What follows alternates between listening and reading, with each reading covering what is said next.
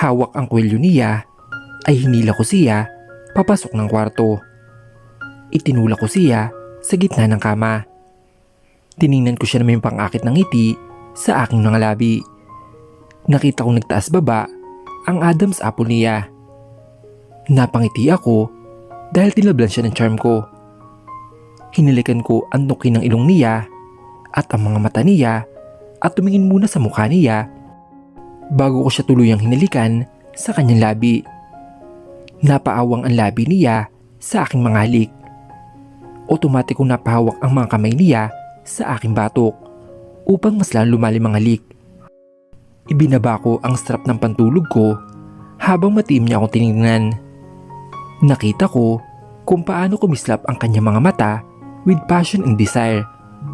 Napabangon siya habang pinapanood pa rin ako. Nung naibaba ko ang strap ng pantulog ko hanggang bewang, tumambad sa kanyang paningin ang malulusog kong dibdib. At nakita ko kung paano siya lumunok. Lumapit ako sa kanya at saka siya hinalikan. He kissed me with full of passion and desire. He guided me to sit astride in his lap. Bumaba ang halik niya sa aking liig, planting small kisses papunta sa aking balikat, pabalik sa liig, sa punong tenga at pabalik sa aking labi. Bumaba ulit ang halik niya sa aking liig habang isang kamay niya ay humahaplos sa aking likod pataas pababa na nakakapagdulot sa akin ng kakaibang sensasyon. Habang ang isang kamay niya ay nilalaro ang aking dibdib at tila mapipigtas ang aking paghinga. Pinaglipat-lipat niya ang kanyang bibig sa aking mga dibdib at saka hinalikan niya ako sa labi at binuhat para higa. Habang hinahalikan niya ako ay busy ang kamay niya sa pagbababa ng aking suot at isinunod niya ang aking andis na tanggalin. Hindi siya agad gumalaw at sinila ko ng halik na sinalubong ko naman ng katulad ng paghalik niya. At unti-unti siyang gumalaw na tila kami sumasayaw dahil pati ang katawan ko ay sumasabay sa indayog nito.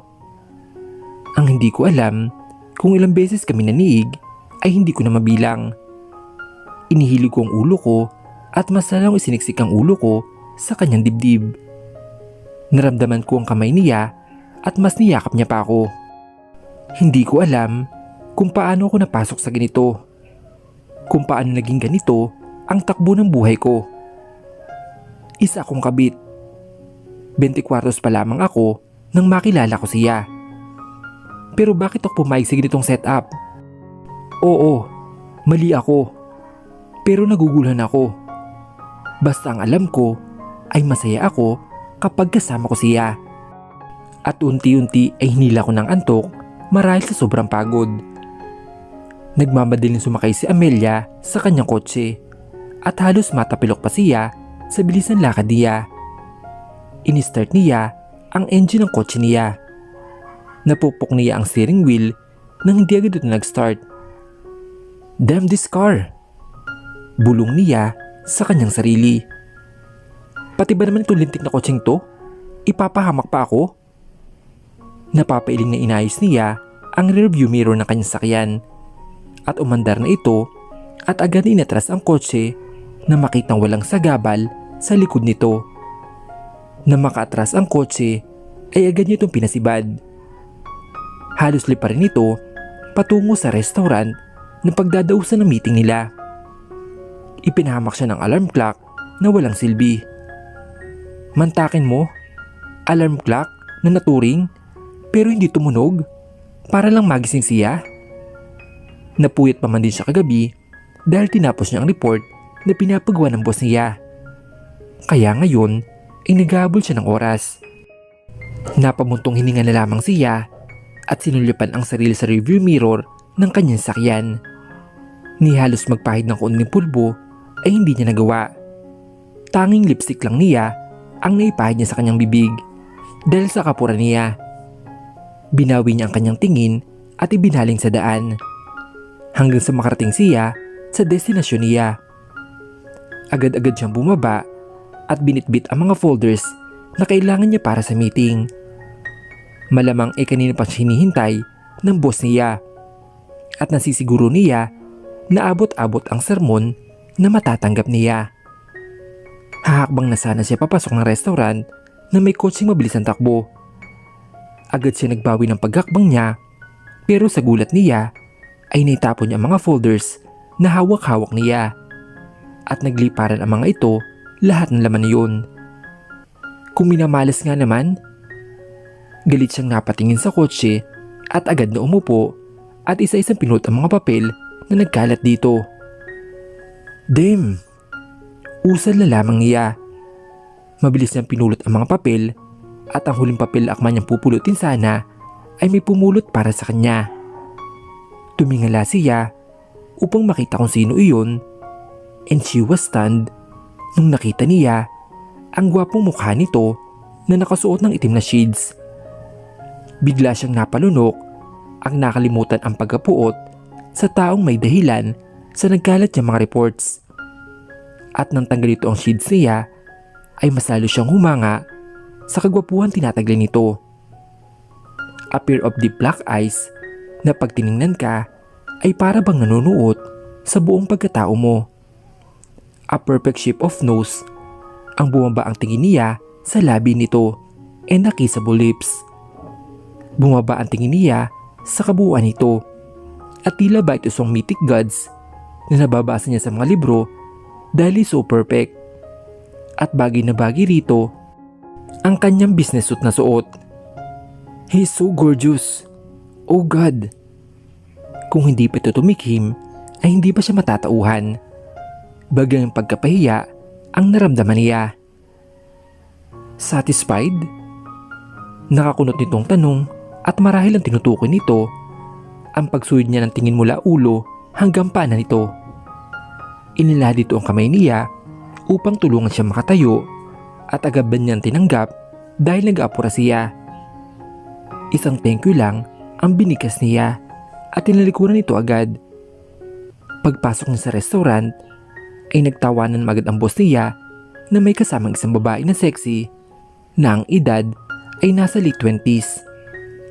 Napangunot naman ang noo niya. Ang sabi ng kanyang boss ay lalaki ang kamiting nila. Na-disappoint ba siya na hindi lalaki na dad niya? Ano naman ang pinagkaiba ng isang babae sa lalaki? Napapailing na lamang siya sa isiping iyon. Habang papalapit siya sa mga ito ay narinig niya ang tawa ng kanyang boss. Madala lang itong tumawa, and to her surprise, napapatawa ito ng kausap niya. Negosyo nga naman. Siyempre, ang isang businessman ay gagaya nito.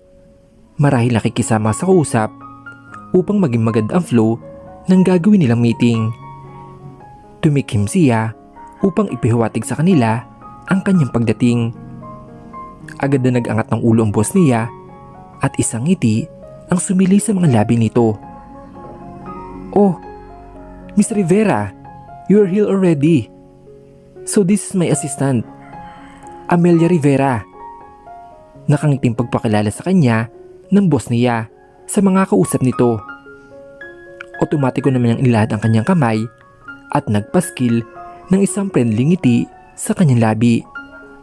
The girl stared at her hand and then to her face.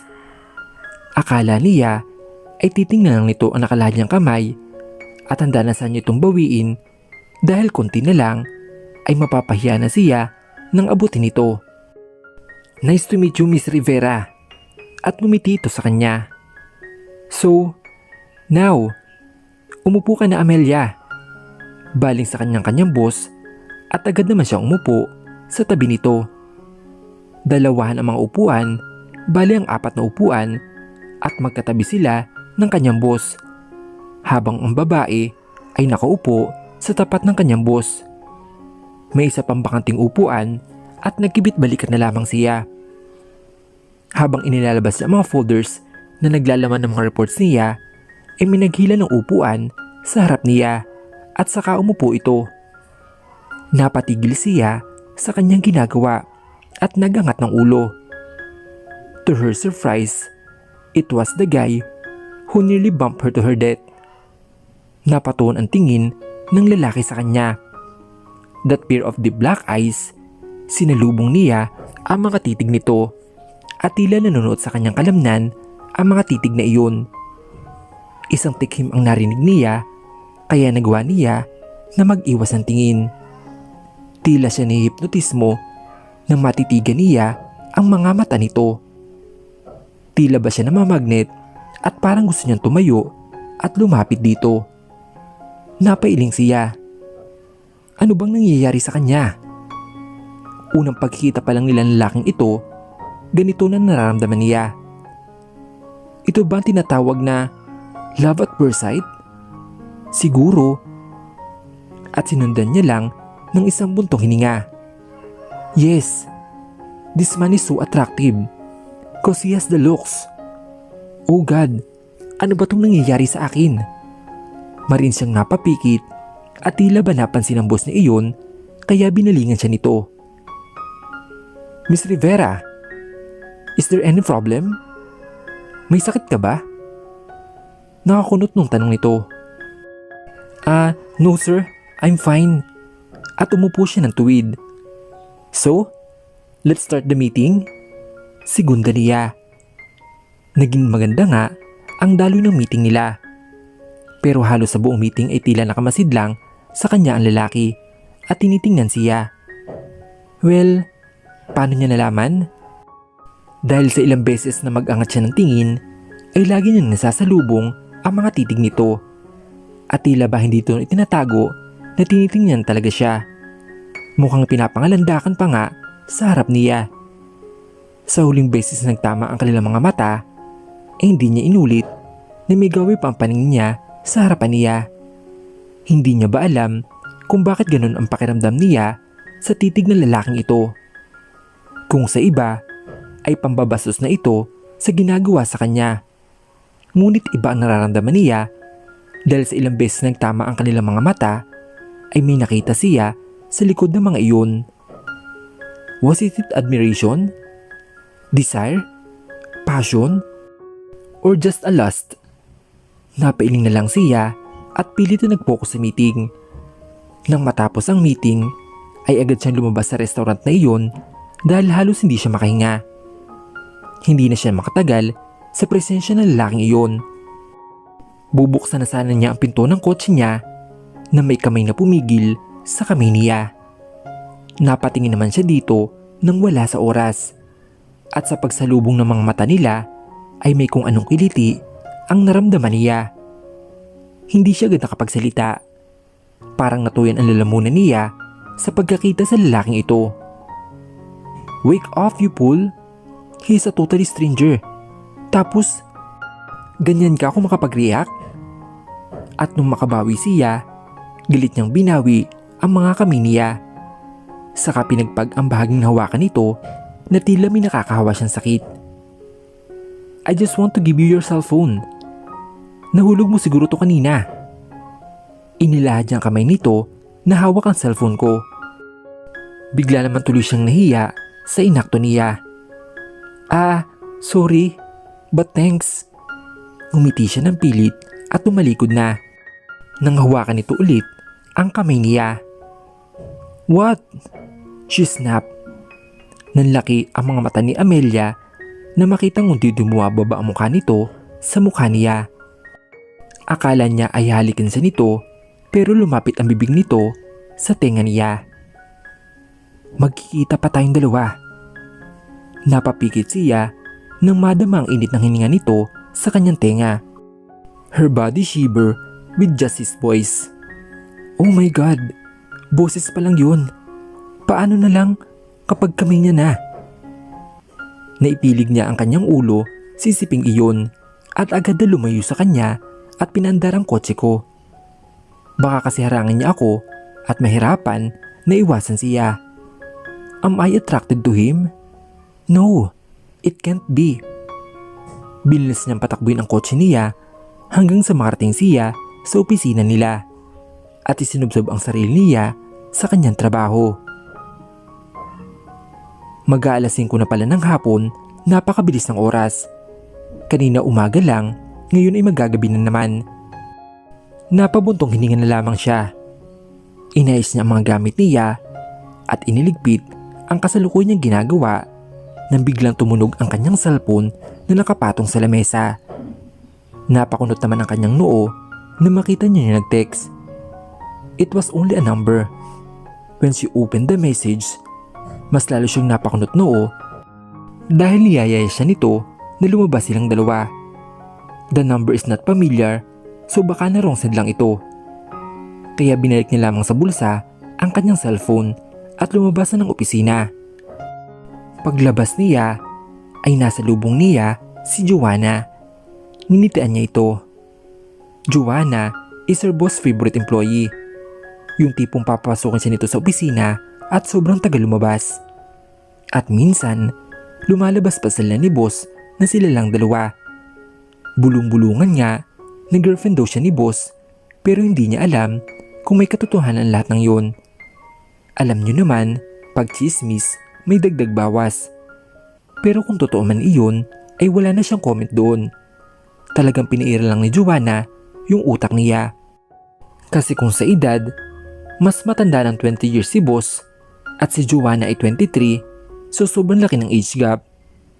Pero di ba, age doesn't matter naman pagdating sa love. Tsaka malay namin kung nagmamahalan talaga sila. Tsaka ano bang pakialam niya doon? Dapat niya bang problemahin pa yun? Nailing na lang siya na nagpatuloy sa paglakad hanggang sa makalabas siya sa loob ng building. Dumaan muna siya sa isang restaurant. Bibili muna siya ng pagkain dahil tinatamad siya magluto. Paglabas ng restaurant, pumasok naman siya sa isang cafe para tumambay muna, saka para na rin makapag-relax. Nilingan niya ang paligid at naghahanap kung saan ang pinakamagandang pwesto at pinili doon sa may pinakagilid para makita niya yung mga nasa labas. Kaya lang, hindi pa siya nagtatagal doon nang maalala niya ang kanyang alagang aso. Hindi pa nga pala ito kumakain. Kaagad din siya lumabas ng kape at umuwi na. Kinabukasan, pagkarating ko pa lamang sa opisina at ilalabog pa lang yung mga gamit ko, ay pinapatawag na raw ako ni boss. Napakunot naman yung noo ko habang naglalakad papunta sa opisina niya. Kumatok muna ako bago ipinihit ang siradura at pumasok na. Nakita ko siyang abala sa kanyang ginagawa sa kanyang mesa at nag-angat ng ulo nang mapansing naroon ako. Good morning, Miss Rivera. Nangiting baling niya sa akin. Good morning din, sir. Ipinapatawag niyo raw ako. Nakakunot nung tanong ko. Ah, yes. Naalala mo pa ba? Si Mr. Benavista? Mas lalong kumunot yung noo ko na marinig yung apelidong yun. Come again, sir? Sagot ko na lamang. Naiiling-iling siyang tumayo at humarap sa likod niya na natatanaw ang buong Makati City sa taas ng building. Ibinulsa niya ang kanyang mga kamay. Si Mr. Benavista, yung kamiting natin kahapon. Sagot niya at nakatilikod pa rin siya. Yung lalaking yun na naman? Ano namang connection ko sa lalaking yun? Ah, sir? Ano hong tungkol sa kanya? Lumingon muna siya at nagbuntong hininga bago nagsalita. Gusto niyang pumunta sa office niya at may i-discuss daw siya sandali. At saka, hindi niya pa na pinipirmahan ng mga papeles. Dahil sabi niya, ay babasahin niya lang daw muna. Ikaw na lang doon ang pumunta para kuhanin ang mga yun. Nailing itong umupo at sumandal sa kanyang swivel chair. Samantalang ako ay tila pinanghihinaan ng tuhod at biglang napaupo dahil sa narinig. So magkikita naman kami ng lalaking iyon? Ah, Miss Rivera, may problema ba? Nag-aalala ng tanong nito. Ah, nothing sir. Kailan daw meeting? Ngayon 10 ng umaga. Sambit nito at biglang tumunog yung telepono kaya nagpaalam na ako lumabas. Tangulang ang naisigot niya dahil bihis sa pakipag-usap. Tila ako hapong-hapong na maupo ako sa upuan ko. Bakit kailangan ko pa? Bakit hindi na lang si boss ang ipinatawag niya? Hinilot ko ang aking sentido dahil nanakit ang ulo ko. Isinandal ko ang likod ko sa upuan ko at marihing napapikit. Nagpakawala ako ng buntong hininga. Wala akong choice kundi ang magpunta sa opisina ng lalaking iyon. Tiningnan ko ang oras sa relo ko at 8 o'clock in the morning. 2 more hours pa. Tumayo na ako at kinuha ang bag ko. Siguro, mas maganda na pumunta ako ng maaga para matapos din na maaga. Pagkaparada ko ng sakyan ay kaagad din ako bumaba at naglakad patungo sa receiving area nila. Lumapit ako sa clerk at nagtanong, "Ma'am, excuse me, saan ang opisina ng Mr. Binavista?" Napaangat naman ang kilay nito bago sumagot sa akin. "Sa 25th floor po, ma'am." Nakangiting sagot nito pero kitang-kita ko ang inis sa kanyang mga mata. "Well, thanks." At ninitan ko siya ng pagkatamis-tamis bago ako tumalikod. Pumasok agad ako at hindi nagtagal, nakarating din ako sa 25th floor at nilinga ko ang paligid. Isa lang opisina sa palapag na iyon, kaya malamang ito na nga yung opisina niya. Nagtuloy-tuloy ako sa pinto at saka kumatok na. Nakatatlong katok na ako at wala pa ding sumasagot. Ano ba yan? Niinis kong bulong. Mukhang wala namang tao. Tatalikod na sana ako at handa nang bumalik sa opisina namin nang bumukas ang pinto. At bumulaga ang nakakunot noong gwapong mukha nito. I was stunned for a while, looking at his face na sobrang gwapo. Napalunok ako nang wala sa oras at lalo nang bumaba ang tingin ko sa kanyang dibdib. Nakabukas ang 3 botones ng kanyang long sleeve na kulay puti at nakatupi hanggang siko. Shit! Bulong ko na lamang. Tapos tinan ko ulit sa kanyang mukha. Ngayon napalitan ng ngiti ang kunot ni niya at niluwangan ang pagkakabukas ng pinto. "Come in." Anyaya niya at inilahad pang kamay niya. Humakbang o papasok at nanatiling nakatayo nang isara niya ang pinto. Inikot ko ang paningin ko sa paligid and it was a nice office. Sobrang classy sa paligid. "Maupo ka," sabi niya sa akin at naupo naman ako sa sopa na nakaharap sa executive desk nila. "What do you want? Coffee or what?" "Don't bother. Let's just go down to business." At kunwari ay may nahanap akong something sa bag ko kahit wala naman talaga. Hindi ko lang kasi matagalan yung mga titig niya. Lumapit siya sa desk niya at pinindot ang intercom. "Yes, Sheila. Sabihin mo busy ako. Dahil may kamite akong mahalagang tao. Yes. Ayoko ng istorbo." At pinatay na nito. "Business? Like what?" Nakataas ang kilay niyang tanong. "Sabi ng boss ko, may didiscuss ka raw po sa akin, saka yung mga papeles." At unti-unting sumilay ang isang ngiti sa kanyang labi. Well, oo, but first..." Unti-unti siya naglakad papalapit sa akin at nag-alarma ang buong sistema ko nang kulingin niya ako dahil nakahawak sa magkabilang panig na sopa ang kanyang kamay. I can feel his breathing. Nagkatitig lang kami sa isa't isa. Hindi ko magawang kumilos hanggang muba sa aking mukha ang kanyang mukha. Naramdaman ko ang labi niya sa labi ko. Napapikit ako sa init ng mga labi niya. Lalo nang gumalaw ang labi niya. Ipinagdikit ko ang labi ko ng mariin. Pero kinagat niya ang ibabang bahagi kaya napakabuka ng kaunti, so he took the chance to enter my mouth. Para akong lumulutang dahil sa halik niya. Hinawakan niya mga kamay ko at iginiya sa batok niya na sinasabing lumapit ako sa kanya. Kumapit ako sa kanya. Hindi ko alam na tama ba na nagpadala ako sa mga halik niya. He was a stranger, pero bakit ganito ang epekto nito sa kanya? Kahit sarili niyang katawan ay hindi sumusunod sa kanya. Naramdaman ko ang pag-angat ko sa sopa. We were still kissing. Ibinaba niya ako sa executive desk nito. Bago pa ako makapag-isip, ay bumaba ng halik niya sa aking liig at ang mga kamay niya ay naging mapaghanap at kung saan saan dako ng katawan ko napadpad ng kamay niya. Nagulat ako nang bigla lang itinas ito ang palda ko at ibinaba ang aking andis na suot. At sa ilang sandali ay hindi siya makapaniwala sa nangyaring iyon sa kanilang dalawa. Pagkatapos nito ay hinawakan nito ang dalawang niyang balikat at iniikot paharap. Nang akamanghali ka na naman siya nito ay nagawa na niyang umilag. Iniwas niya ang kanyang mukha at tangkang aalis sa pagkakulong niya sa mga bisig nito pero agad siya nitong napigilan.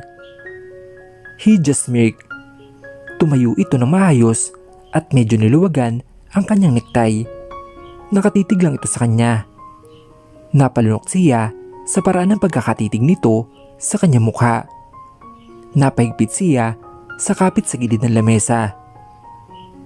"You look tense, pretty lady." And then he smiled.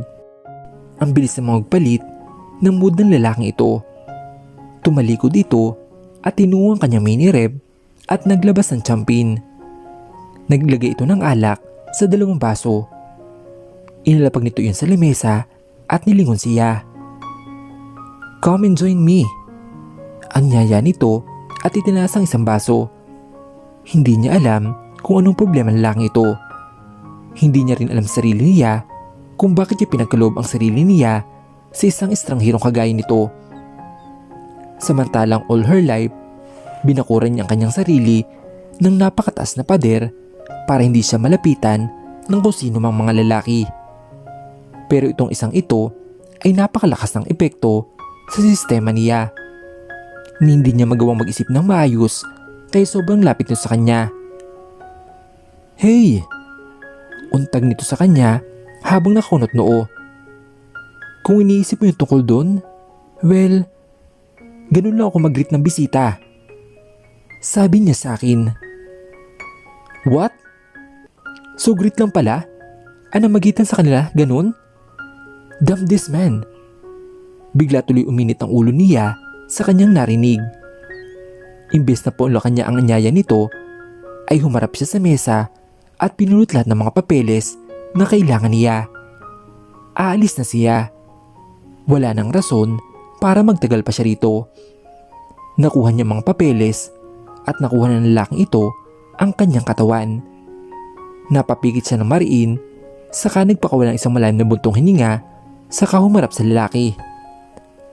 "Aalis na ako." Yun lang ang sinabi niya at pinulot ang bag niya at tumalikod na. Pero nakakadalawang hakbang pa lang siya nang hawakan siya nito sa kamay. Napalingan siya. Naiinis na siya rito. Ano ba bang kailangan nito sa kanya? "What?" Tanong niya rito. "Where do you think you're going?" Tanong nito at ibinaba ang hawak na baso sa lamesa. "Sa office namin malamang," she said blankly. "Kailangan na to sa office." At itinaas ko ang mga papeles. "Really?" At tumakbang ito papalapit sa kanya. Napaatras naman siya nang wala sa oras. Hanggang sa pader na ang nasa likuran niya. Iniharang nito ang mga kamay nito sa magkabilang side ng ulo niya. Napalunok siya dahil sa sobrang lapit ng mukha nito sa mukha niya. Dali-dali siyang umiwas at tiningnan niya ito ng masama bago tinungo ang pinto. Nilingon niya ito at saka inirapan, pero nginisian lang siya nito. Hindi pa itong huli. At isang nakakalokong ngiti ang nakaplaster sa labi nito bago siya tuloy lumabas sa opisina nito. Nagpupuyos ang kalooban niya habang tinutuong ang elevator. Kanino ba siya dapat magalit? Sa lalaking yon? Dahil napakaseductive niya? O sa sarili niya? Dahil nagpadala siya sa bawat haplos at halik nito? Sumasakit ang ulo niya lalo. Napakababa na siguro ng tingin sa kanyang lalaking iyon. Dahil pangalawang pagkita pa lang nila ay may nangyari na sa kanilang dalawa. Napasandal siya nang wala sa oras sa elevator at nasapo ang mukha. Ano na lang ang sasabihin nito sa muli nilang pagkikita? Nagtuloy-tuloy siya sa kanyang kotse at pinasadad ito sa kanilang opisina. Ibinigay niya lang ang mga papeles at agad na nagpaalam na uuwi na siya dahil masama na ang kanyang pakiramdam. Buti na lang at pumayag naman ang boss niya. Tinanong pa nga siya nito kung kaya niyang umuwi o papahatid na lang siya, pero sinabi niyang kaya niya. Isa pa, nagdadahilan lang siya dahil hindi naman talaga masakit ang ulo niya. Sadyang madami lang siyang iniisip at hindi niya mai-concentrate ang magtrabaho dahil walang ibang laman ng isip niya kundi si Mr. Binavista. Napahilot sa kanyang sentido si Amelia dahil sa nakatambak na mga papeles sa kanyang lamesa. Napasandal siya sa kanyang swivel chair at napapikit ng mariin. 6:00 na ng gabi. Pinili niya mag-overtime para naman bukas mabawasan ang kanyang ginagawa. Pero kahit magdamag pa siyang umupo sa harap ng lamesa niya, ay hindi ito mababawasan sa sobrang dami talaga. Nangalumbaba siya at napatitig sa kawalan. Mag-isa siya lang ngayon sa office nila. Wala na siyang ibang kasama. Kaya nga napagpasa niya na umuwi na lang muna siya at ituloy bukas ang kanyang ginagawa. Tumayo na siya at nag-umpisa magligpit ng mga gamit niya at kinuha ang kanyang slim bag. Naglakad na siya papunta sa elevator. Tinungo niya agad ang kanyang kotse na nasa parking area. Nagugutom na ako, bulong niya sa kanyang sarili. Saka nahiwakan ang kanyang tiyan na naguhurumintado na. Binuksan niya agad ang pinto ng driver's seat at ibinalibag sa likuran ng kotse ang kanyang dalang bag. Dadaan na lang muna siya sa isang food chain. Hindi niya kaya magluto pa dahil sa sobrang pagod na nararamdaman niya. Sumakay siya sa kanyang kotse at tinalunto ng daan. Ilang minuto pa ay huminto siya sa tapat ng establishmentong iyon.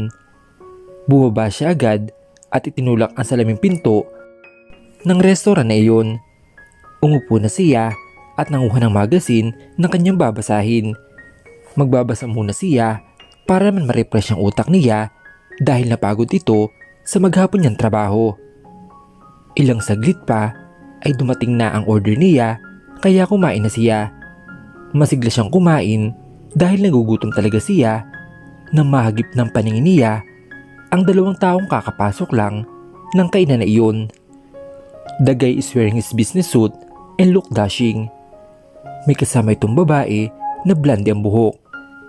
She's wearing a black cocktail dress na medyo daring sa harap at sa kanyang likuran dahil kita ng cleavage. And the guy was wearing a genuine smile. Sinundan niya lang ng tingin ang mga ito hanggang sa kanilang pagpunta sa reserve na upuan nila at kung paano ito'y paghila ng upuan ng babae at kung paano tinalalayan. Biglang tumalim ang tinging pinukol niya sa kanila. Teka, ba't ba ako nagagalit na makita siyang may kasamang iba? Nagsiselos ba ako? Hindi. Sunod na iling ang ginawa niya at iniwas ang tingin sa kanila at itinuon ang atensyon niya sa kanyang pagkain. Pero kahit anong pilit niyang i-focus yung sarili niya sa pagkain ay hindi na ito nakatuon doon dahil nabaling ng atensyon niya sa lalaking nakaupo ilang mesa lang mula sa kaniya na may kasama babae. Kaya pinili niya lang tumayo at nakapagdesisyon ng aalis. Nagpunas na siya ng kanyang bibig at saka tumayo na. Wala siyang choice kundi ang dumaan sa tabi ng mga ito. Nang hindi niya inaasahan na marinig ang sinasabi ng kasama nitong babae. Bakit hindi mo man ako magawang bisitahin sa US, honey? At ang baby natin? Tanong niya. Ano? A baby? So ibig sabihin, kasal na silang dalawa?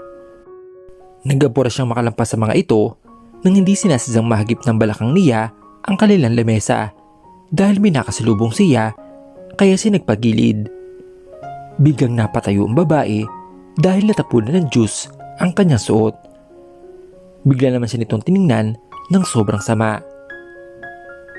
I'm sorry. Nautal niyang paghingi ng paumanhin sa kanila. Dumampot siya ng tiso at agad pinunasan ito. Pero pinalis ito ang kanyang kamay. Ano ba? Bakit ba hindi ka nag-iingat? Galit na usal ito. Napaangat naman ang tingin ng lalaki sa kanila at nagsalubong ang mga mata nila. Let's get out of here, Miguel. At nauna itong nagmarcha palabas ng restaurant. Anong ginagawa mo rito? Napalingon siya rito. So Miguel pala ang pangalan nito. Nakakunot noo siya. Wala siyang balak sagutin ang tanong nito kaya tumalikod na siya. Pero agad rin itong nahawakan ang braso niya kaya napalingon ulit siya rito. Wala kang karapatan talikuran ako habang kinakausap kita. Galit na sabi nito. Sinilubong niya ang galit na titig nito at hindi siya magpapatalo. Bitawan mo nga ako. Malumanay na sabi niya. Sundan mo na yung asawa mo. At inginuso niya ang pintong nilabasan ng babae nitong kasama. Agad na rumestro sa mukha nito ang pagkagulat. Tapos biglang nawala at binitawan nito ang kamay niya at tinungo ang pinto. Sinundan niya lamang ito ng tingin hanggang sa maklabas ito roon. Ano ba itong pinasok ko? Tanong niya sa kanyang sarili. Ibinigay kong aking katawan sa isang may asawa? Napamura siya sa sarili niya at agad-agad na lumabas. It's been a week nung muli sila nagkita ni Miguel. Agad siyang pumasok sa kotse niya at pinukpok ang steering wheel nito. May asawa na pala siya. Bigla na lang tumulo ang mga luha niya sa kanyang mga mata. Kasi isang bahagi ng puso niya ay umaasya sa rito. Pero isa pala itong manloloko. Kanino ba siya dapat magalit? Sa lalaking yun o sa sarili niya? Ang tangatang mo, Amelia. Masyado ka nagpadala sa dikta ng puson mo. Pagalit niyang sabi sa kanyang sarili. Kung sana hindi siya nagpadala sa init ng katawan, sana hindi siya umiyak ngayon. Napakunot ang noo niya nang ipatawag siya ng boss niya. Ano naman kayang kailangan ito sa kanya? Nagpakawala siya ng isang buntok hininga bago tumayo at pumasok sa silid ng katabi lamang niya. Pagbukas ng pinto ay kaagad niyang nabungaran ang boss niya na nakaharap sa executive desk nito. Hindi man lang ito nag-abalang mag-angat ng tingin na makapasok siya. Lumapit na lang siya rito. Have a seat please. Sabi nito kaya napilitan siyang umupo. Bumuntong hininga muna ito bago nagsalita. Amelia, I want to deal you with Mr. Benavista. At tumingin sa kanya saka tinigil ang kanyang ginagawa at sumandal sa kanyang swivel chair. Mukhang atras na si Mr. Benavista sa investment. Nahapong napapikit ito at napahilit sa kanyang sentido. Napakunot naman siya ng noo sa sinabi nito. Ano? Hindi ba? Nakapirma na siya ng kontrata? Tanong niya. Amelia, ibaan ako ng mga papeles. At inabot nito sa kanya ang mga papeles upang matingnan niya. Bigla siyang nanlumo. Iba nga talaga. Napatitig siya sa mukha ng boss niya. Parang medyo pumayat pa ito ng mga nakaraang araw. Napailing na lamang siya. Amelia, gusto kong sadyain mo siya. Please, kailangan natin investment niya. Nagmamakawang sabi nito. Bigla naman lumambot ang puso niya sa itsura ng kanyang boss. Sige sir, bukas na lang. At tumayo na siya. Maraming salamat Amelia. Alam mong kailangan natin ng tulong ni Mr. Benavista para sa kumpanya natin. At sumilay ang ngiti nito sa kanyang mga labi. Naglakad na siya palabas ng opisina nito at bumalik sa kanyang pwesto. Talaga bang pupunta ako doon? Anong gagawin ko doon? Magmamakaawa na mag-invest siya? May maharap pa ba akong mukha sa kanya? Pagkatapos na nangyari sa amin sa loob ng opisina niya? At isa pa, may asawa na siyang tao. Saan ko na lang ilalagay ang moral ko? Nagpakawala siya ng isang malalim na buntong hininga bago tumayo na. Hinagilap niya ang kanyang bag at naglakad papunta sa elevator. Nakapag-isip na siya. Ngayon na lang siya pupunta dahil hindi niya dapat ipagpabukas pa. Pagdating na sa building nito, ay agad siyang dumiretso sa sekretarya nito. "Miss, andyan pa ba si Mr. Buenavista?" Tanong niya sa sekretarya nito. Tumingin muna ito sa orasan bago siya nito sinagot. "Mag-aalas 5 na, ma'am. Hindi na siya tumatanggap ng appointment." Matabang nitong sagot pero pilit siya nitong ngitian. Napaikot naman yung mata niya. Nagsayan lang pala siya ng effort niya. Iiwanan ko lang itong calling card ko sa kanya." At inabot dito ang calling card niya na dinukot niya mula sa wallet niya. "Make sure may bibigay mo yan kasi importante lang talaga yung lakad ko." Ngumiti siya at tumalikod na.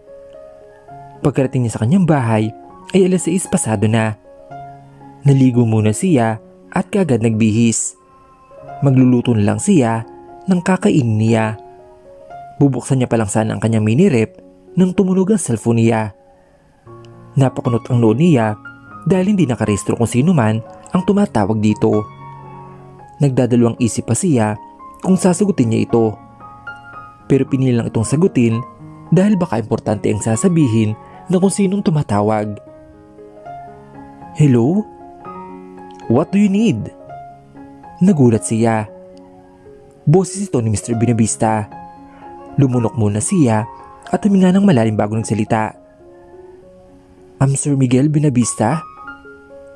Bakit umatras ka raw sa pag-invest mo?" "Oh, that?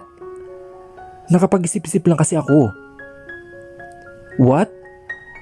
Nakapag-isip-isip? Dahil nakuha mo na yung gusto mo, ganon?" She gritted her teeth.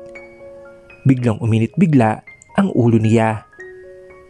"Well, kung gusto mo talaga akong kumbinsihin." Biglang pinutol nito ang kanyang sinasabi. "Ano? Pumunta ka dito sa pad ko at mag-usap tayong dalawa." "What?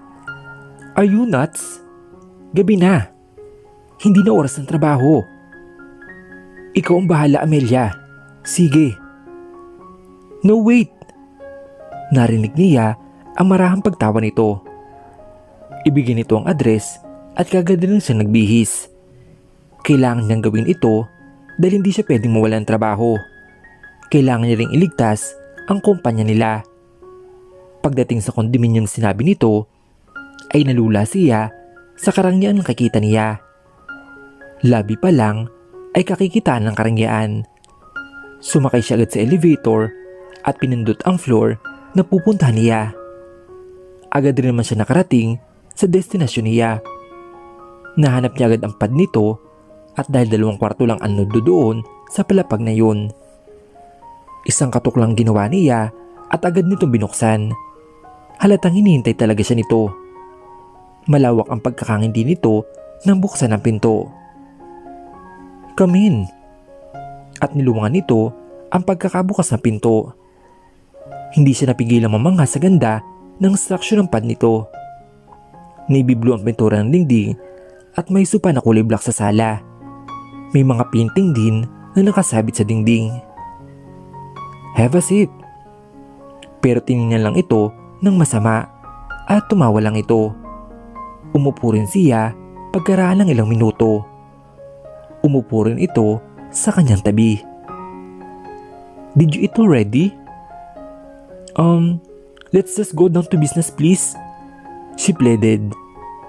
"We must eat first," sabi nito at hinila siya patayo at iginiya sa kusina.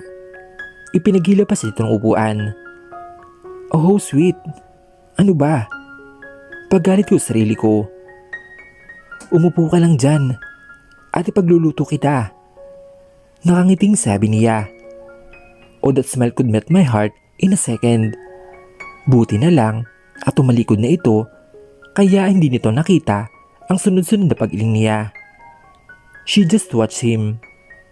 Nakamasid lang siya rito habang nagluluto ito. Kung sana lang. Natampal niya ang kanyang noo. Kung ano na naman ang pumapasok sa utak ko. In the first place, bakit ba ako napunta sa ganitong sitwasyon? Nahilamos niya ang kanyang kamay at nalumbaba habang pinapanood niya ito na nagluluto. Pakembot-kembot pa ito kaya bigla siyang napatitig sa pangupo nito. How firm it is. Bigla siyang napalunok nang wala sa oras at ipinilig ang ulo. Inihanda na Amelia ang mga plato at kutsara sa lamesa. Nakaluto na kasi si Miguel. Para silang close na close kung titingnan at parang napaksweet tingnan. Umupo na siya at hinintay na magkain si Miguel at tahimik silang kumain. So, ano nga yung sinasabi mo kanina? Tanong niya habang kumakain sila. Napalingon naman siya rito. Ang totoo niyan ay magkatapat lang sila ng kinaupuan. Miguel, bakit ko umatras sa investment? Tanong niya habang nakatingin siya ng diretso sa mga mata nito. Well, itutuloy ko ang investment ko, pero sa isang kondisyon. Nakatingin dito ng diretso sa kanyang mata. Ano? Itinigil niya ang kanyang pagsubo para mapakinggan ng maayos ang sasabihin nito. Lumipas ang ilang sandali bago ulit ito nagsalita. Amelia, I want you as my lover. What? That is ridiculous.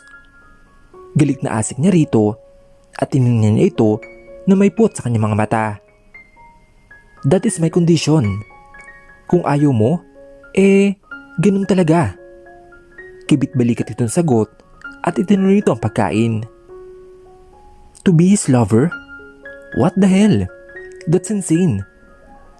I don't want to be so-called mistress. I'm a decent woman.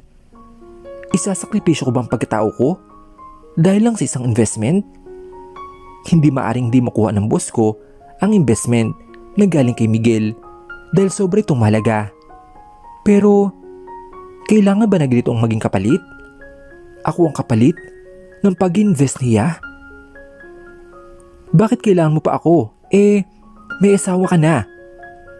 Nangangalit ang mga ngipin at nagtatagis ang kanyang mga bagang na tanong niya rito. She's staying in the US. That's why. I want you to fill my empty bed. What the hell? Ano ako? Kalad-karing babae? Ganun ba talaga? Kababa ang tingin niya sa akin?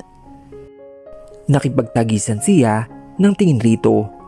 Walang gusto magpatalo. Tumayo na siya at takmang aalis na nang hawakan nito ang kamay niya. Think about it, Amelia. Hinilin niya agad ng kanyang kamay mula sa pagkakahawak nito at atubiling lumabas ang pad nito. Ano? To be his lover? Damn him. Gulat na usa niya habang pababa ng elevator. Hindi muna siya umuwi. Dumaan muna sa isang bar na paborito niya at nag-order siya agad ng tequila. Gumuhit ang init sa lalamunan niya kahit nakakaisang lagok pa lang siya. Napapikit siya pagkatapos ng lumagok. Gusto niya makalimot kahit isang gabi man lang dahil sa problema kinakarap niya. I want you to be my lover. I want you to fill my empty bed. Oh damn him. To be her mistress? Ano na lang sasabihin ng ibang tao sa akin? Nasa po niya ang kanyang mukha gamit ang kanyang mga palad. Mukhang malaking problema mo ah. Napaangat siya ng kanyang ulo nang marinig ang boses na yon at nakita niya si Joanna sa katabi ng kanyang stool. Care to share? Tanong nito. Umiling lang siya. Wala ito. Matagal na kasi akong hindi nakakainom.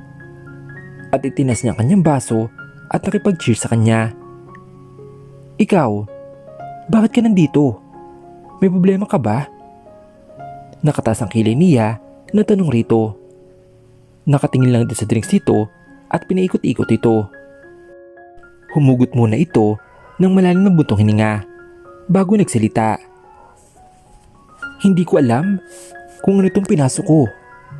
Tumigil ito saglit bago nagpatuloy. Alam kong alam mo tinutukoy ko. At nag-angat ito ng tingin at nagsalubong ang mga mata nila. Tumangulang siya bilang pagsangayon.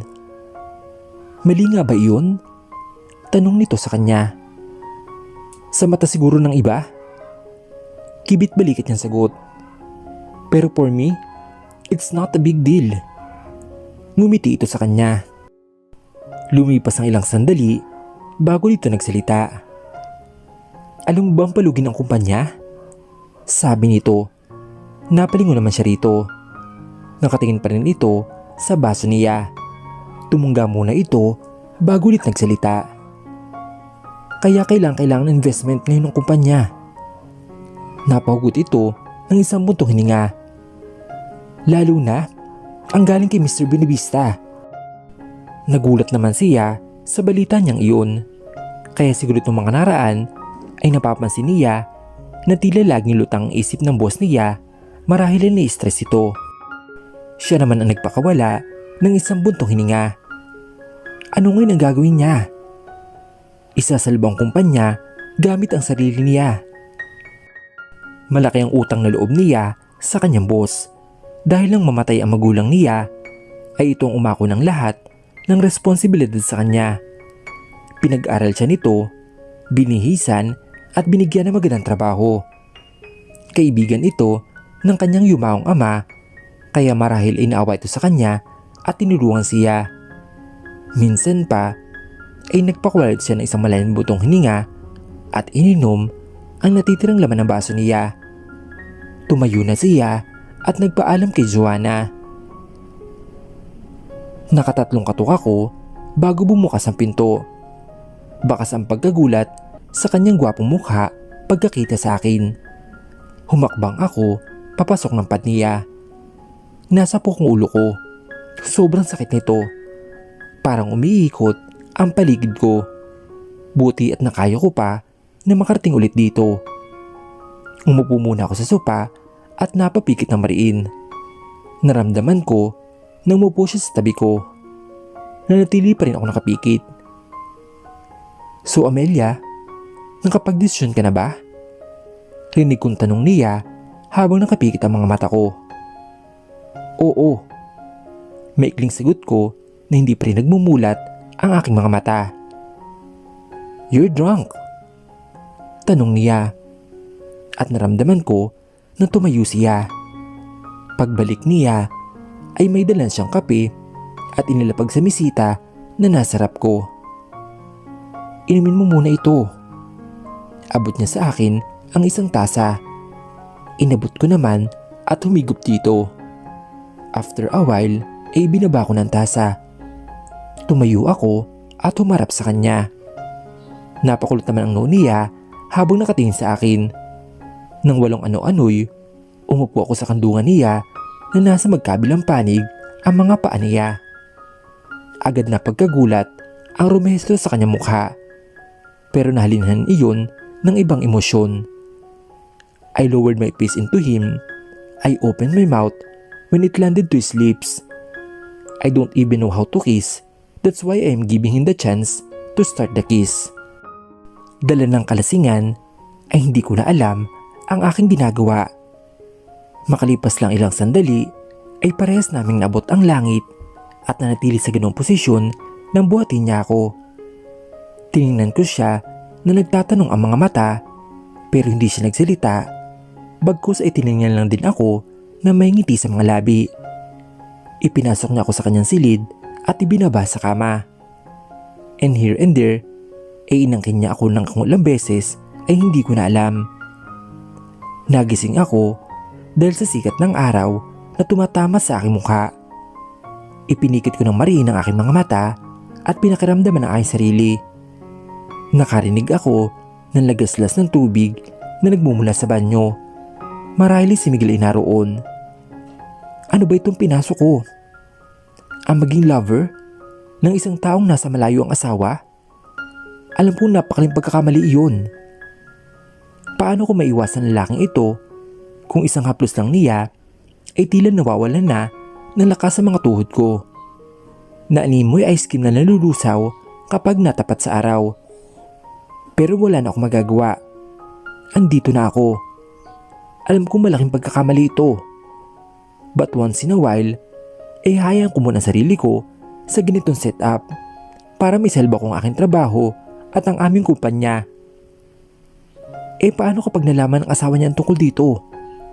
Ang tungkol sa inyo ng asawa mo? Maaari kanyang kasuhan, baka nakakalimutan mo. Sabi sa kanya ng isang banda ng isip niya. Di sa kanila ako mag-iisip ng gagawin ko. Sa ngayon, I will treasure muna itong namamagitan sa amin dahil hindi habang buhay ay magkasama kami. Bulong niya sa kanyang sarili. Maya-maya ay biglang tumunog ang telepono. Tumayo siya at tinungo ito. Amelia, kailangan nila ako sa office. Sige. Mahinang sagot ko at tumingin sa ibang direksyon. Ano bang nangyayari sa akin? Hindi ko alam kung bakit may kakaiba akong nararamdaman. I'm falling for him already. Hinawakan niya mukha ko upang magkasalubong ang aming mga mata. He gave me a quick kiss. Babalik ako agad. And then he smiled. My heart was melted by his warm smile, so I smiled back. Ilang minuto niya pa akong tinitigan bago tumayo at lumakad patungo sa closet at nagbihis na. Matagal na siyang nakalis ay nakatingin pa rin ako sa kisame habang nakabalot pa rin sa tuwalya. Isang buntong hininga ang pinakawalan ko kasabay ng pagbangon ng guilt para sa asawa at anak ni Miguel.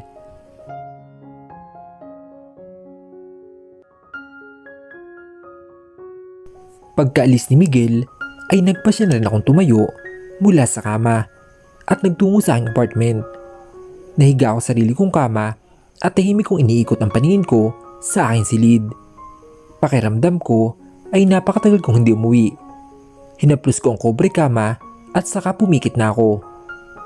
Agad na mukha ni Miguel ang lumitaw sa aking isipan at hindi ko inaasahan. Ano ba talaga itong nangyayari sa akin? Isang buntong hininga ang pinakawalan ko kasabay ng pagbangon ko mula sa kama. Napasapo ko sa aking mukha. Ano ba to, Amelia? Ano na ang gagawin ko ngayon? Bulong ko sa aking sarili. Hindi ko alam kung ano tong nararamdaman ko. Para na akong isang kabit. Tumayo ako at tinungo ang salamin na nasa tabi ng closet ko at tinignan ang sariling refleksyon. Amelia Rivera, 24 years of age at ang babae ni Miguel Benavista. Napangiwi ako sa isiping iyon. Ang pangit sa pandinig pero yun ang totoo. Para lang hindi mawala ang kumpanya at para lang maisalba ito sa nalalapit na pagbagsak ay kumapit ako sa patalim. Tinitigan ko ang kanyang sarili. Maganda pa rin naman ako pero may dumagdag sa aura ko. Ang kakaibang kislap ng aking mga mata na hindi ko rin alam kung anong dahilan. Natigil ako sa pagsalamin nang tumunog ang cellphone ko. Kagad kong dinampot ang aking cellphone na nasa ibabaw ng aking kama. Si Jake ang tumatawag, isang investor rin namin sa kumpanya. Napakunot naman ang noo ko bago ko ito sinagot. Hello? Magkasalubong ang kilig kong tanong. Oh, hello darling. Napangiwi ako sa endearment nito. Si Jake ay matagal ko na manliligaw. Well, he's a good looking. Pero ewan ko ba? Pero wala akong atraksyon dito. Mayaman at higit sa lahat, hindi siya kagaya ni Miguel na may sabit. At isa pa ay kababata niya ito.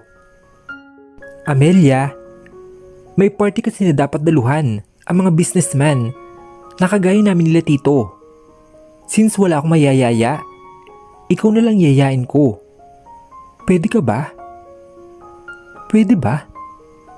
Tanun ko din sa sarili ko. Well, since wala naman akong lakad, why not, diba? Sure, Jake. Anong oras ba? I'll pick you exactly at 7. At pinatay niya ang cellphone. Nagkibit balikat na lang ako at binuksan ang closet. Ngayon pa lamang ay mamimili na ako ng susutin ko para hindi na ako mag-opera mamaya. Lumipas ang maghapon ay hindi ako tinawagan ni Miguel. Marahil ay talagang busy na ito sa kanyang opisina. Bago mag alas 7 ay sinusundo na nga ako ni Jake. Pero hindi pa ako lumalabas ng kwarto dahil hindi pa ako tapos mag-ayos. Naglagay ako ng light makeup sa aking mukha. Tingnan ko ang sarili kong refleksyon at napangiti ako. Nakalugay ang alon-alon kong buhok na hanggang balikat na nakaday ng blonde. Bumagay rin sa hubog ng katawan ko ang gown kong suot na kulay black na off-shoulder type. Kaya litaw na litaw ang aking mapuputing balikat. Medyo daring ang tabas nito sa bandang likod at halos wala nang natakpan sa aking likod. Nagsuot din ako ng isang magandang ternong hikaw na pamana ng aking ina at may kapares na kwintas. Na makontento na ako sa aking itsura ay saka lamang ako lumabas. Nakatilikod si Jake sa akin at nang naramdaman niya na naroon ako ay unti-unti lumito sa akin. Agad na napalingon si Jake sa aking direksyon at napatitig ng gusto rito na akala mo iyon palang unang beses na makita ko. Matagal niya itong nililigawan at hindi niya maintindihan ang sarili dahil hanggang ngayon ay napapatulala pa rin siya rito. He was stunned na makita niya itong lumalakad papalapit sa kanya. He swallowed hard habang sinusuyod ito ng kanyang mga mata. Para kang natukan ng ahas. Biro ko sa kanya habang nakatawa. Well, you're stunningly beautiful, Amelia. At napalunok ulit ito at pinilit ng umiti. Shall we? Tanong ko rito. Sure. At agad naman akong humawak sa kamay nito. Inalalayan ako ni Jake pagsakay ko sa kotse nito. Napaka-gentleman talaga niya. Kung sana, natutulungan lang ang puso. Sana ikaw na lang, Jake. At sumandal ako sa headrest ng kotse. Okay ka lang ba? Nagalang tanong ito sa akin at nakahawak sa susi at i-start na sana ang kotse. Pinilit akong ngumiti. I'm fine, Jake. Mahina akong sagot. May gusto pa sanang sabihin ito pero mas pinila nitong wag sabihin at pinandar ng sasakyan. Tahimik ako sa buong biyahe at nakatingin lamang sa labas. Medyo matraffic kaya medyo patigil-tigil ang biyahe naming dalawa. Mag-alas 8 na makarating kaming dalawa sa pagdadausan ng party. Nang akma akong bubuksan ng kotse ay agad na umibig si Jake upang pagbuksan ako ng pinto na nimoy sa kong prinsesa. Napangiti ako sa ginawa nito. Salamat, Jake. Ngumiti rito sa akin at inilahad ang braso niya upang humawak ako. Agad naman akong humawak dito at magkasamang tinungo ang isang hotel. Sa loob ay ginaya kami ng isa sa mga staff doon kung saan pagdadausan ng party. Ang sabi ni Jake ay anibersaryo ng isang kilalang negosyante ang kanilang pupuntahan. Kaya malamang maraming pupuntang malalaking tao sa parting iyon. Ang bukana ng hall ay napapalibutan ng nagagandahang bulaklak. At sa kanang bahagi ay iyang buffet at ang isang bar. Sa paligid naman ng hall ay naroon ang mga upuan at mga lamesa. At sa gitna naman ay naroon ang dance floor. Inikot ko ang aking paningin sa mga taong naroroon. Mga pawang negosyante at mga kilalang personalidad sa lipunan. Napabuntong hininga ako. Ito pa lang ang pangalawang beses sumama siya sa party na kagaya nito.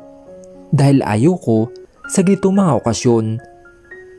Iginaya ako ni Jake sa isang lamesa at agad akong napangiti na makita ang tito niya na nakaupo sa isang lamesa kasama si Joanna. Oh Amelia, iha. You look so beautiful tonight.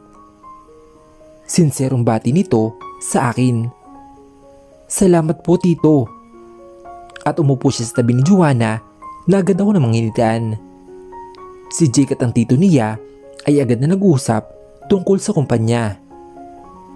Inikot ko ang aking mga mata sa paligid nang matuon ang aking mga mata sa pares na kapapasok lang. Kaagad nagkislapan ang mga kamera sa pagpasok ng dalawang ito. Nakangiti ang lalaki at mas lalo nakangiti ang babae. Ito ay si Pia Jimenez, na isang kilalang artista. Mas lalo pang lumapit ito sa lalaki at idinikit ng gusto ang sarili. Ang damit nito ay tila two-piece swimsuit at kitang-kita ang cleavage na ang likod ay wala ng tinakpan. Lahat ng mga kalalakihan ay nakatingin sa babae at lahat sila ay halatang naiinggit sa escort nito na walang iba kundi si Miguel lang naman.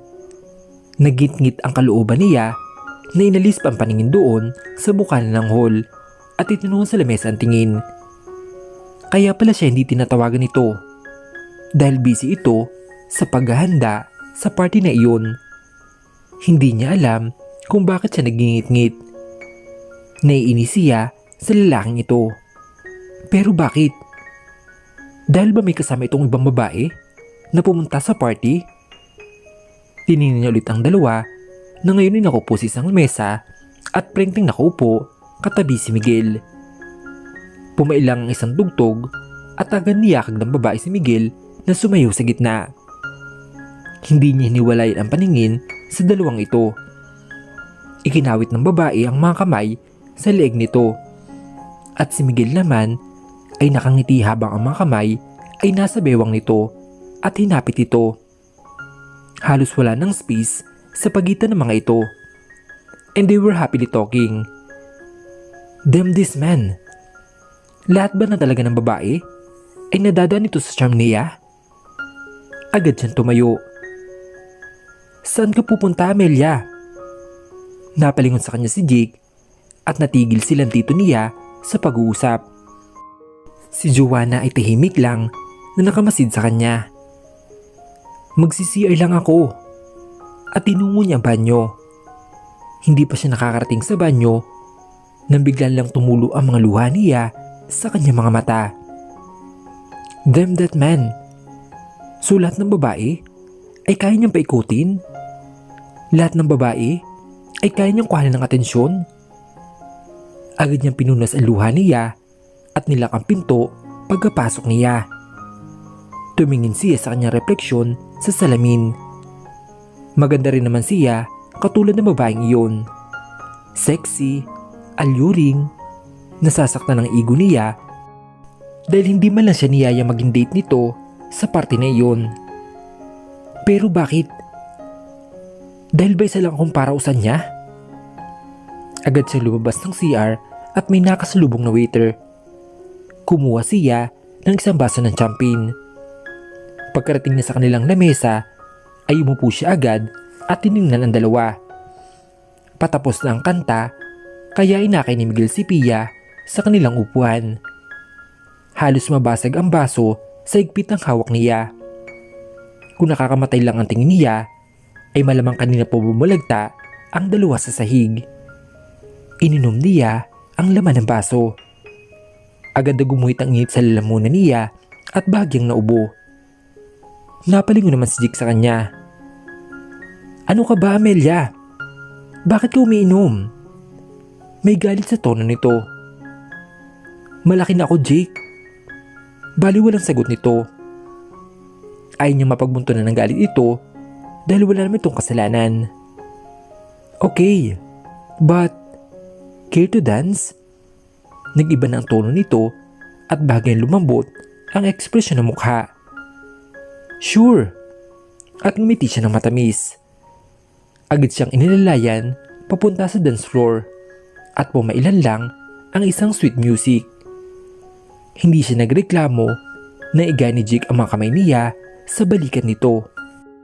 Pero sa batok niya inihawak ang mga kamay niya. At agad namang pumulupot ang mga kamay nito sa bewang niya. Idinikit ito ang katawan niya sa katawan nito at halos magkidikit na rin ang katawan nilang dalawa. Nakatitig si Jake sa kanya at ganun din siya. Have I told you that you're very lovely tonight? Bulong nito sa kanyang tenga. Napangiti na lang siya. Lalo nang inikot siya ni Jake at makita ang nagsasalubong na kilay ni Miguel habang nakatingin sa kanya. Nasabi mo na. At matamis siyang ngumiti rito. Ngumiti naman si Jake. Tingnan mo ang mga lalaki sa paligid. Nainggit sila sa akin. Hinahangad nila. Nasanay ako na lang sila. Habang kasayo ang magandang dilag na kagaya mo. Napangiti naman siya. Of course. Siyempre. Sa ganda ba naman niyang iyon? Sinong hindi lalaking hindi maakit sa kanya? Lalo na at nakabihis siya. They were dancing so sweet na nangangalhati pala ang tugtog ng isang tinig na narinig niya. My turn pare. Napakunot naman ang noo ni Jake. Teka pare, hindi pa tapos ang kanta. Saka baka hindi papayag si... Sige na Jake, it's okay. Agap ko sa sasabihin niya. Tiningnan siya ni Miguel na may galit sa kanyang mga mata at pinisilang bahagya ang aking kamay. Pinanood ko siya hanggang sa makaupo at nakatingin sa amin ni Miguel na kunot ang kanyang noo. Napabaling ang tingin ko kay Miguel nang hapitin niya ako ng mahigpit at hinawakan sa bewang ko. Tila ilang bultahe ng kuryente ang gumapang sa katawan ko ng mga oras na iyon. Agad ako napakapit sa batok niya dahil pakiramdam ko ay parang matutumba ako. Bakit ka nandito? At bakit mo kasama ang lalaking iyon? Galit itong tanong. Wala kang pakialam Miguel. Kahit saan ako magpunta at kung sinong kasama ko. Angil ko sa kanya. Tiningnan niya ako na nanggagalit ang kanyang mga bagang at tila maglalabas ng apoy ang kanyang mga mata. Agad naman ang kinalabutan sa itsura niya. Masinigpitan niya ang pagyakap sa akin. At ilang sandali pa ay hinila niya ako palabas ng hall at tinungo hagdan pa itaas. Sobrang higpit ng hawak niya sa kamay ko at nasasaktan ako. Umakyat kami sa rooftop at maras na ako binalya sa may dingding. Wala kang karapatang sumama sa iba, Amelia. Galit na sabi niya. Nahintakutan ako sa itsura niya. At bago pa ako makapagsalita ay maras niya akong hinalikan. Halik na nagpaparusa.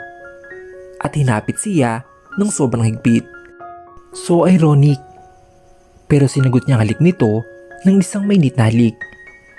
Hindi niya rin alam sa sarili niya kung anong gagawin niya. Ikinapit niya ang mga kamay niya sa batok nito. She parted her lips and welcome his tongue na tila isang agila na sumasalakay sa kanyang bibig. Unti-unti nagbago ang paraan ng paghalik nito sa kanya. At tumigil ang parehas na sila na kinakapos ang hininga. Ang dalawang kamay ni Miguel ay nakakapit sa dingbing. Nakatitig lang ito sa kanya. Hinawakan niya ang mga labi ko na tila namamaga dahil sa maras na halik niya. Akin ka lang. Bulong niya sa akin. Dembyo, pinagbabawalan mo ko sumama sa iba? Samantalang ikaw, may kasama kang iba Miguel. Itinulak niya ito at mabilis naglakad pababa at bumalik sa hall. Mabilis akong bumalik sa upuan kung saan naroon ang lamesa kasama sina Jake. Where have you been, Amelia? Tanong nito habang sasalubong makilay. Dyan lang Jake. Nagpahangin ako sandali. At umiwas ako ng tingin at saka naupo na. At bakit namamaga ang labi mo? Bulong sa akin ni Joanna. Ngitian niya ako at napagat labi ako. Hindi ko nagawang manlaban nang halikan niya ako. Ganun kalakas ang epekto ng halik nito. Nagsimula na ang party at bagot na siya. Minsan inikot niya ang kanyang mga mata sa paligid at nakita niya nakatingin sa kanya si Miguel. Hindi pa natatapos ang party ay niyaya niya si Jake na umalis na. Nagdahilan siya na masakit ang ulo niya. Ayos ka lang ba? Nag-aalalang tanong nito na makasakay sila sa sasakyan. Tumangulang siya at sumandal sa headrest ng sakyan. Duman tayo sa isang butika para makabili ka ng gamot. Wag na Jake. Okay lang ako. At tumingin lang ito sa kanya sandali at pinanda ng kotse. Pwede mo magbangin muna tayo? Ayoko pang umuwi, Jake. Saan tayo pupunta? Kunot nung tanong nito. Ikaw ang bahala. Basta, ayoko pang umuwi, Jake. At pumikit siya. Ilang sandali pa ay naramdaman niya na tumigil ang sakyan. Nandito na tayo. Narinig niya na sabi ni Jake sa kanya. Bumaba sa sakyan at sumalubong sa kanya ang malabig na simoy ng hangin. Napayakap siya sa kanyang sarili. Agad namang ipinatong ni Jake ang coat niya sa likod niya. Ang lamig dito. At tumingin sila sa dagat. Sumandal siya sa kotse at pinagmasdan ang dagat na nangingintab dahil sa sinag ng buwan. Sumandal din si Jake sa kotse at humalukipip na at nakatingin sa dagat. Ayos ka lang ba? Tanong nito makalipas sa ilang sandali. Oo, yun lang ang naisagot niya. At pagkaraan ng sandali ay nagyaya na rin silang umuwi. At mang bababa na siya sa kotse nang pinigilan siya ni Jake at tinuwakan ng kamay niya. Wala man lang ba akong goodnight kiss? Napatas naman ang kilay ko. Okay, I was just kidding. Sige na, good night. Nakangiting sabi ni Jake. Good night din. At ngumiti din siya. Hinintay niya muna makalis si Jake bago naglakad papunta sa pinto ng kanyang bahay. Akmang susuin niya ng pinto na may magsalita. Kanina ka pa umalis sa party ah. Ngayon ka lang dumating? Saan ka ba nagpunta? Galit itong tanong. Sa malamlam na ilaw na nagbumula sa buwan ay kitang-kita ni Amelia ang galit sa mga mata ni Miguel. Bakit ba ito nagagalit sa kanya? Napasandal siya sa pintuan at napapikit ito. Parang nanghihina siya. Saan? Marasya nitong hinawakan sa kanyang magkabilang balikat. Rinig na rinig ni Amelia ang pagiging ng mga ngipin nito at kung paano tumaas baba ang dibdib sa sobrang galit. Nagpahangin lang ako. Nagkanda utol-utol niya sagot. Ang mga kamay nito ay tila bakal na nakahawak sa kanyang mga balikat. Nasasaktan na siya. Nagpahangin? Sa isang oras? Nagpahangin lang kayong dalawa? Oo, Miguel. Ganting sigaw ko sa kanya. Sinungaling. Saan kayo nagpunta? Did he satisfy you? At malisyoso na tinignan siya nito. Napanganga siya sa sinabi nito. Nagpupuyos ang loob niya nang tumalikod na at binuksan na pinto. Madilim sa loob ng bahay at binuksan niya ang ilaw. Sumunod si Miguel sa kanya at hinawakan siya at ibinalya sa sopa. May galit sa mga mata nito at matinding galit. Napangiwi siya sa pagbagsak niya sa sopa. Ano, Amelia? Did he satisfy you? Magaling ba siya? What the hell? Ano nga akala nito sa kanya? Taong nagpapagamit sa kung kani-kanino? Tumayo siya at isang sampal ang dumapo sa pisngi ni Miguel. Anong akala mo sa akin, Miguel? Hindi ako pokpok na para magpagamit sa kung kani-kanino. At alam mo ba? Wala kang karapatang sabihin yun sa akin.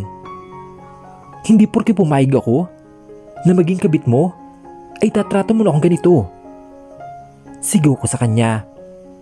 Halos tumaas baba ang dibdib ko sa matinding galit at bumagsak na rin ang kanino ko pa pinipigil ng luha sa aking mga mata. Nasasaktan siya dahil inuhusgan siya ng laking ito ang pagkatao niya. Ni minsan, hindi niya tinangkang halikan si Jake dahil napaka-gentleman nga nito kaya ginagalan siya nito. Wala pang lalaking nagdaan sa buhay niya kundi siya pa lamang. Tumalikod na siya at nang papasok na sa kwarto niya, nang hawakan siya ulit ni Miguel sa kanyang kamay. Nanatili siya nakatalikod habang hawak ni Miguel ang kanyang kamay. Na ilang saglit pa ay naramdaman niyang niyakap siya nito mula sa kanyang likod.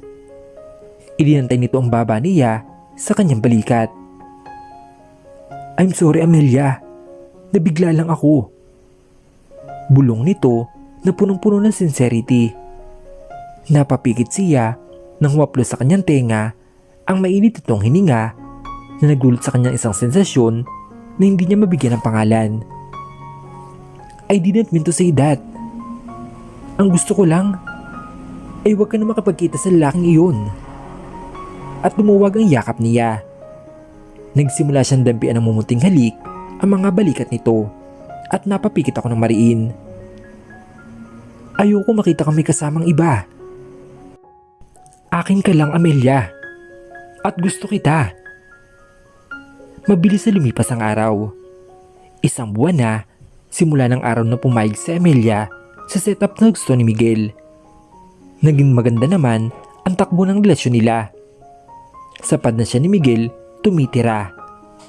Umuwi siya paminsan-minsan sa bahay niya at naglilinis dito. Wala siyang pasok ngayon sa opisina. Si Miguel ay maagang umalis dahil may aasikasuhin daw sa opisina. Naglilinis siya na makarinig siya ng katok. Napakunot naman ang noniya. Sino naman kaya kumakatok? May bisita kaya si Miguel sa araw na to? Nagkibit-balikat na lamang siya at tinungo ang pinto. Napakunot ang noo niya na nabuksang tao sa labas ng pinto. Isang babae na nakasuot ng dark sunglasses. Anong kailangan mo?" tanong niya rito. Tinanggal ng babae ang suot nitong salamin. Nanlaki ang kanyang mga mata na tiningnan niya mukha nito. Sinuhid siya ng tingin nito mula ulo hanggang paa at tumalikipip na. "So totoo palang balita." May galit sa mga mata nito na tingnan siya. "Na may binabahay ang asawa ko at dito pa talaga sa pad niya."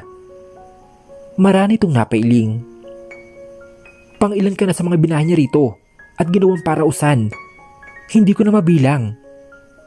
At tumakbang ito papasok. "Nakakaawa ka. Ngayon at dumating na ako? Makakaalis ka na." Sigaw nito sa kanya na nakapamewang pa. "Wala kang karapatan na palisin ako dito." Mariin niyang sagot. "Wala." Nakataas ang kilintong sagot. "Ako ang asawa niya. At ikaw, parausan ka lang niya. Kaya umalis ka na dito. Hindi ka ba nahiya sa ginagawa mo?" Nanginginig na sabi nito sa kanya. "Mali ka nang iniisip. Mahal ako ni Miguel." Nakataas noo, nasagot nito sa kanya. "And you know what? He is a great lover." At ngumiti siya ng matamis. Hindi siya magpapatalo sa babaeng ito kahit ito pa ang legal na asawa ni Miguel. Wala siyang pakialam. "You!" At dinuro siya nito. "What?" Mabilis ito naglakad sa kanya at nagulat siya nang dumapo na lang bigla ang kamay nito sa pising niya. "Pwede ba? Umalis ka na rito, kabit ka." Nanginginig na sigaw nito sa galit. "Umalis ka na. Bago ko pa ipatawag ang guard." Tumingin ako ng diretso sa kanyang mga mata. "Hindi na kailangan dahil alis na talaga ako. Dapat lang. At wag ka nang babalik dito dahil isa kang kabit. Kahit kailan, hindi ako ipagpapalit ang asawa ko sa iyo." Hinila niya ako at napasigaw ko sa sakit. "Ano ba? Mataman kang kabit ka. Ano ba?" Napalingon kami pareho sa pintuan mula sa room nang lumitaw si Miguel. "Amelia!" At tumakbo siya patungo sa akin at pilit na tinanggal ang pagkakasabunot ng asawa nito sa buhok ko. "Ano ba?" sigaw nito kay Miguel. "Bitawan mo siya, Bridget." Binitawan niya siya ng babae pero itinulak siya nito. Mabuti na lang at sa dibdib siya ni Miguel na subsob. Okay ka lang? Nag-aalala na tanong ni Miguel sa kanya. Tangulang ni sagot niya. Inilagay siya ni Miguel sa likuran nito. Ano sa tingin mo ginagawa mo, Miguel? Ako ang asawa mo. Tapos may babae kang binabahay rito? No wonder, kaya ayaw mo kami bumisit dito ng anak mo. At kaya hindi mo lang magawang kumustahing mag-ina. Sigaw nito sa kanya. Si Miguel ay tahimik lang na nakikinig. Walang salitang lumalabas sa kanyang bibig. Amelia? Narinig pa niya na tinawag siya ni Miguel. Agad lumabas si Amelia sa pad at umalis na. Nagtungo siya sa bahay niya. Hindi niya inaasahan na ganito ang kahantungan ng buhay niya. Ngayon ay umuwi siyang sugatan ang kanyang puso. Dahil bumalik na ang asawa ni Miguel at kinukuha na pabalik kung ano ang sa kanya. Mahal niya si Miguel pero hindi man siya masamang babae na maatim na sumira sa isang pamilya, lalo pa at may anak silang dalawa. Napagulhol siya. Hindi niya inaasahan sa ganitong matatapos na lahat. Hindi niya inaasahan na masasaktan siya ng ganito. Sana hindi lang siya pumayag sa ganitong setup. Hindi lang sila nagkaroon ng ugnayang dalawa. Iyak pa rin siya ng iyak. Halos ayaw tumigil ang mga luha niya sa kanyang mga mata. Ring ng ring ang telepono niya at wala siyang balak sagutin iyon.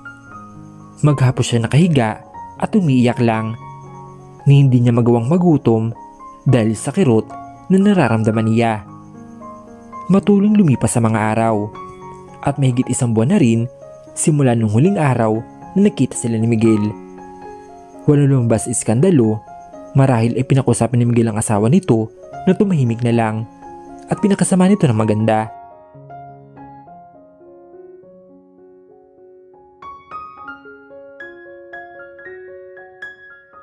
Sa mga araw na nagdaan ay tila siya unti-unting namamatay.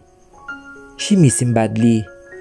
Gabi-gabi pa rin siya umiiyak at inaalala ang mga sandali na pinagsiluhan nilang dalawa ni Miguel. Ni minsan ay hindi nagpakita sa kanya si Miguel. Marahil wala ito interes sa kanya at napahawak sa larong pinagsawaan at nahihilo na mapilit siya ng mariin napapadala sandal niya sa kanyang swivel chair at pagsusukan niya. Ayos ka lang ba? Napamulat siya na marinig ang boss ni Jake. Ngumiti siya at umayos ng upo. Okay lang ako. Umupo ito sa harapan niya. Amelia, bakit parang namumutla ka? May sakit ka ba? Napabudong hininga siya. Pagod lang ako, Jake. At sumandal siya sa swivel chair. Hinawakan siya nito sa kamay at hinila patayo. Napakunot naman ang niya. Saan tayo pupunta? Sa ospital, Amelia. Nag-aalala ko sa'yo. Alam ko may sakit ka at baka mapano ka niyan.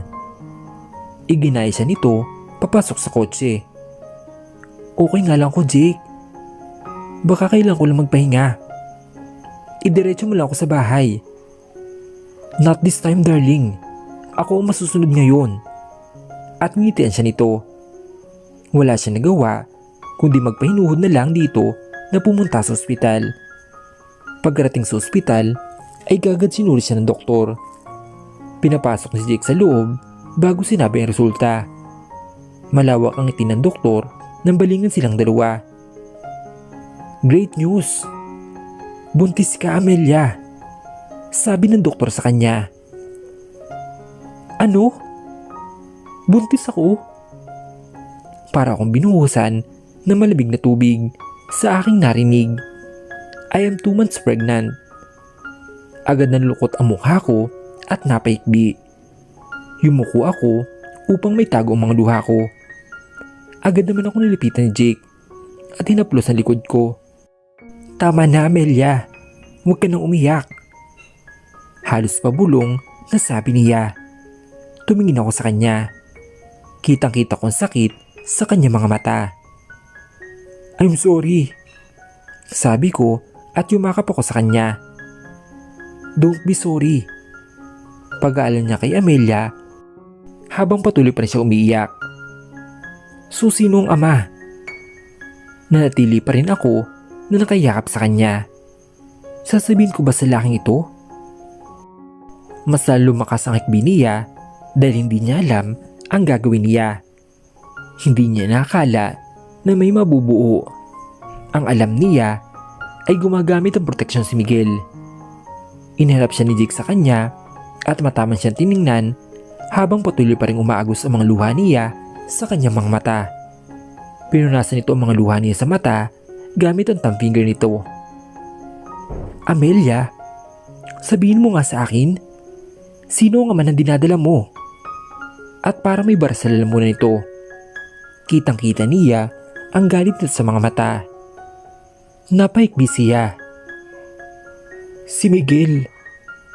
Pabulong niyang sagot at sinapo ang mukha niya at napagulo naman. Si Jake ay biglang nagalawan ang mga muscle sa mukha and he gritted his teeth. Napakuyom din ito ng kamao sa sobrang galit nito. Kilala niya ang Miguel na ito.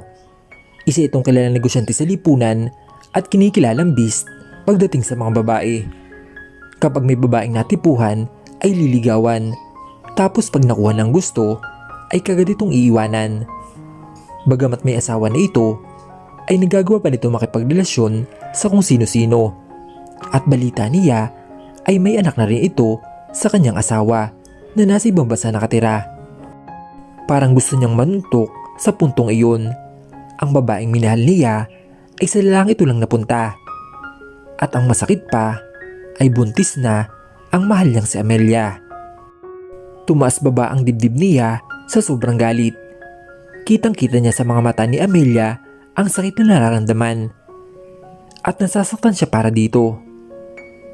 Bakit siya pang minahal nito kung meron mang siya? Ano ba ang wala sa kanya? Tiningnan niya si Amelia na umiyak pa rin. Agad niya itong kinabig sa kanyang dibdib. Hindi niya kayang makita ito na nasasaktan. Amelia, huwag ka nang umiyak. At hinagkan niya ang ulo nito. Paano na ako ngayon, Jake? Umiyak pa rin na tanong ni Amelia sa kanya. Pakasalan mo ako, Amelia. Mariing wika niya. Sunod-sunod naman ang pag-iling ang ginawa ni Amelia. Jake, ayokong idami ka sa problema ko. Pero, no. Sorry, Jake. Hindi ko rin gusto ito. Inalok na siya ng kasal, pero tinanggahan niya pa rin ako. Aakuin ko ang anak niya sa lalaking iyon. Ipaalam mo sa kanyang kaligayan mo. No! Sigaw ni Amelia sa kanya. Hindi niya kailangang malaman, Jake. Dahil wala ng dahilan pa. At ayokong sirain ng pamilya niya. Ayaw mong sirain ng pamilya niya? Pero paano ka? Kaya kong buhayin ng anak ko, Jake. Mariin niyang sagot. Pero gusto mo bang lumaki ito nang walang kinikilalang ama? Paano ang sasabihin ng mga tao? Hindi ko alam. Nanghihina ng sagot at kasabay ang sunod-sunod na pagtulo ng kanyang mga luha. I'm asking you again, Amelia. Pakasalan mo ako. Hindi, Jake. Salamat sa'yo. I appreciate you so much pero hindi dapat. You deserve someone better. At sa pagitan ng luhang mukha ng dalaga ay nginitan siya. Agad niya itong kinabig at saka niyakap. Sana nga bulong niya sa kanyang sarili kasabay ng pagbagsak ng mga luha niya sa kanyang mga mata. Isang suntok ang pinakawalan ni Jake sa mukha ni Miguel. Galit na galit siya dito sa sobrang sakit ng ginawa nito. Napasubsob ito sa mesa sa executive desk nito. Akmang susuntukin naman ito nang mabilis itong nakatayo at hawak ang panga. Tiningnan siya nito ng masama. Ano bang problema mo? Asik nito sa kanya. Ikaw ang problema ko. Sigaw niya rin dito at naglakad niya sa palapit dito at akmang susunggapin ng mabilis nitong kumilos at kinuwelan siya pagkatapos ay binalya sa dingding. Tiningnan siya nito na nag-aapoy ang mga mata. Wala akong atraso sa'yo. Sigaw niya na nagiging ang mga bagang. Oo. Sa akin wala, Miguel. Pero kay Amelia meron. Agad itong tila natilihan sa pagkakarinig sa pangalan ni Amelia. Agad niya itong itinulak at sinuntok ulit sa panga. Napaupo ito at agad naman siya sinuntok. Wala kang karapatan na gawin sa kanya iyon. Naiwan siya na parang basura. Lalo pa at buntis si Amelia.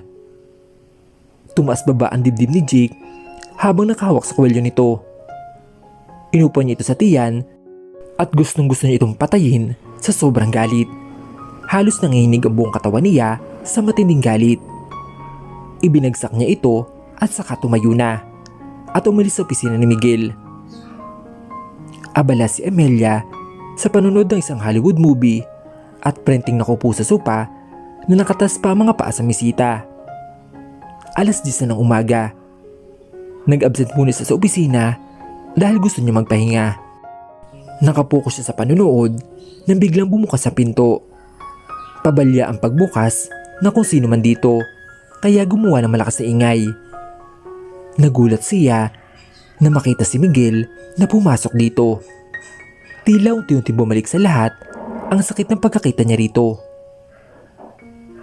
Miguel, anong ginagawa mo rito? Pinilit niyang patatagin ang sarili niya.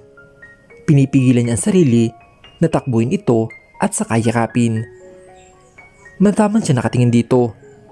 Kitang-kita niya ang pangitim ng mga baba nito at nakita din niya ang tila galas nito sa kaliwang pisngi at medyo putok ang bibang labi. Katulad niya rin ba ito na nahihirapan sa paglayo nilang dalawa? Lumapit ito sa kanya at umupo sa tabi niya. Humanga ito ng malalim at tumingin sa kanya. Pwede ba tayo mag-usap? At ginagap nito ang kanyang kamay. Agad siyang napapitlag sa ginawa nito. Binawi niya ang kanyang kamay sa pagkakahawak nito. Wala na tayong dapat pag-usapan pa. At umiwas siya ng tingin at pilit pinatatag ang sarili. Kailangan niyang palakasin ang kanyang loob. Kung bakit ba naman siya nagpunta pa dito? Umalis ka na. Baka hinahanap ka ng asawa mo. Halos hindi iyon lumabas sa kanyang bibig. Tumayo na siya at akmang tatalikod na nang hawakan niya ang kamay niya, kaya napatigil siya sa kanyang pagakbang. Please, hayaan mo akong makapag-usap sa iyo. Nagmamakawang sambit nito. Umupulit ito. Siguro nga, kailangan namin ng closure. Siguro kailangan namin na maayos na paghiwalay. Tila hinihiwa ang kanyang dibdib sa isiping iyon, para siyang unti-unting kandila na nauupos. Mahabang sandali ang lumipas bago ito nagsimula magsalita. Nagtalo kami pagkaalis mo. Sobrang galit ako sa kanya sa ginawa niya sa iyo. And I'm sorry for that. Tumingin siya sa akin at sinserong tinitigan ako. Tila ako matutunaw sa pagkakatitig niya. Alam mo bang kararating ko lang galing sa ibang bansa? Kaninang 3:00 ng umaga? At tumawa siya ng pagak. 1 taon na kaming kasal ng asawa ko. Pero sa 1 taong iyon ay puro kami pag-aaway. Nakilala ko siya noon sa isang party na dinadaluhan ko at napatin siya sa labas. Ano naman ang pakialam ko ngayon? Bakit niya sinasabi ang mga ito? Hindi ako nagsalita kaya nagpatuloy na. 1 buwan pagkatapos ng party ay sinabi niyang buntis siya. At iginit na ako ang ama ng dinadala niya. Kaya wala akong nagawa. Kaya pinakasalan ko siya sa ibang bansa. Blinakmail niya ako na kapag hindi ako nagpakasal sa kanya, ay sisiraan niya ako sa media. Kaya pinakasalan ko siya. Ayokong masira ang image ko dahil sa business ko. Napabuntong hininga ito. Pero nung lumabas ang bata, ay parang wala akong naramdaman affection. At 8 months lang ito na lumabas. Nakakapagtaka, hindi ba? Kaya pinaimbestigan ko siya.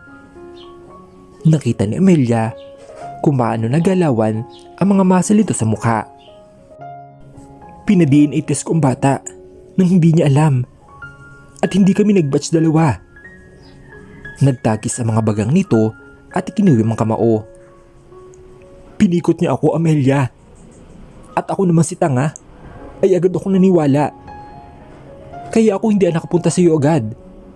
Dahil pumunta ako sa ibang bansa at nakipag-divorce sa kanya. At sa puntong iyon ay tumingin siya sa akin. Bigla na lang tumulo ang mga luha ko sa aking mga mata. Kinabig niya ako agad sa aking dibdib at niyakap ako na mahigpit. Saka naman siya natauhan at kumala siya sa pagkakayakap sa kanya. Mataman siya nitong tinitigan na may kakaibang kislap sa kanyang mga mata. Bumaba ang mukha nito sa kanya. She parted her lips and welcomed the kiss. Agad din siya nitong binitawan. Amelia, ikaw ang mahal ko. Sinserong pahayag nito. Tila siya nabibingi sa niririnig niya. At sobrang saya ang nararamdaman niya ngayon. Mahal din kita, Miguel. Naluluang sagot niya. Bumaba ulit ang mukha nito at hinalikan siya. Sobrang saya ang nararamdaman niya. Divorce na ito sa asawa niya at malaya na siya. Tinugon niya ang mga halik nito nang kasing alab ng halik nito sa kanya. May ngiting nakapaskil sa kanyang mga labi nang pangkuin siya nito patungo sa kanyang silid at sabay sila naglakbay patungo sa paraiso. Makalipas ang ilang buwan ay masayang pinagbasta ni Amelia ang mahimbing na bata na natutulog sa crib. Hinaplos niya ang mga mukha nito at pinagbastang mabuti. Kamukhang kamukha ito ng kanyang ama. Nakuha nito ang mga pilik mata nito at ang ilong at ang korte ng kanyang bibig. Nagulat siya nang biglang may yumako sa kanya mula sa likod. Napangiti siya na makita niya si Miguel ito. Idinantay nito ang baba sa kanyang balikat at pinagbas din ang batang paslit na himbing sa pagtulog. Amelia, ang laki na niya. Napangiti siya. Ang bilis ng panahon, Miguel. Tugon naman ito. Nung araw na kasapin niya si Miguel, ay niyaya na siya nung magpakasal. Agad naman siyang pumayag dahil mahal niya ito, ganon din si Miguel. Makalipas lang ilang araw, ay nagpakasal na sina Amelia at Miguel na ginanap sa Tagaytay, kasama ang mga importanteng tao sa buhay nila. Masayang nakangiti si Amelia habang naglalakad sa simbahan. Muli bumagsak ang mga luha niya sa kanyang mga mata na makita sa harap ng altar si Miguel. You may kiss the bride. Naramdaman ko ang paghawak ni Miguel sa mga pisngi ko at masuyo akong hinalikan sa aking mga labi. Tanging hiyawan ng mga tao ang aking naririnig at nakita kong unti-unti pumatak ang mga petals ng bulaklak na sinabog sa aming dalawa. I love you so much, Amelia. Pabulong ni wika ni Miguel sa akin at kitang-kita ko sa kanyang mga mata ang kasiyahang kanyang nadarama. Wala na ako ibang masabi pa sa kanya kaya hindi na ako nagpaligoy-ligoy pa. Mahal din kita, Miguel. Tugon ko sa kanya habang nagunang pumatak ang mga luha ko sa aking mga mata. Naiiyak ako dahil sa labis na kasiyahan ng aking puso.